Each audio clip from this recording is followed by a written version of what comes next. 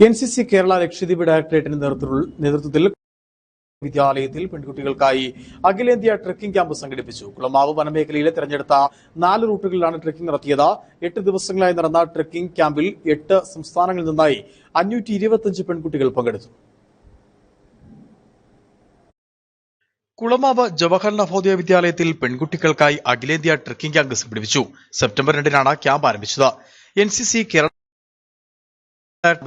NCC Kottayam ഗ്രൂപ്പിന്റെ കീഴിലുള്ള മൂവാറ്റുപുഴ 18 കേരള ബറ്റാലിയനാണ് നേതൃത്വം നൽകിയത്. ക്യാമ്പിൽ കേരള, കർണാടക, ഗോവ, ആന്ധ്ര, തെലങ്കാന, മഹാരാഷ്ട്ര, തമിഴ്നാട്, പുതുച്ചേരി എന്നീ സംസ്ഥാനങ്ങളിൽ നിന്നുള്ള 525 പെൺകുട്ടികൾ പങ്കെടുത്തു. കുളമാവ് നവോദയയിൽ നടക്കുന്ന 13ാമത്തെ അഖിലേന്ത്യാ ക്യാമ്പാണിത്. കുളമാവ് വനമേഖലയിലെ തെരഞ്ഞെടുത്ത 4 റൂട്ടുകളിൽ ട്രെക്കിംഗ് നടന്നു. ട്രെക്കിംഗിനൊപ്പം സ്റ്റഡി ക്ലാസുകൾ, കലാകായിക, സാംസ്കാരിക പരിപാടികൾ, മത്സരങ്ങൾ എന്നിവയും അരങ്ങേറി.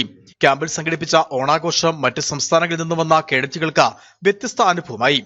NCC Kottayam group commander brigadier GVS Reddy, 18 Kerala battalion commanding officer lieutenant colonel Anirudh Singh, colonel GP Singh, colonel P Srinivas, lieutenant colonel Sundarram, Kulamavu Navodaya വിദ്യാലയത്തിലെ NCC officer doctor Sajeev K Vavachan, Subedar major Sukhdev Singh എന്നിവർ കൂടാതെ വിവിധ ഡയറക്ടറേറ്റിൽ നിന്നുള്ള 15 അസോസിയേറ്റ് NCC ഓഫീസർമാരും പട്ടാള ഉദ്യോഗസ്ഥരും ഓഫീസ് സ്റ്റാഫുകളും ക്യാമ്പിന് നേതൃത്വം നൽകി.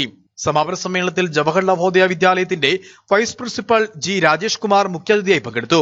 ക്യാമ്പിന്റെ ഭാഗമായി നടത്തിയ വിവിധ മത്സരങ്ങളിലെ വിജയികൾക്ക് സമ്മാനങ്ങളും വിതരണം ചെയ്തു. News desk, Idukki vision.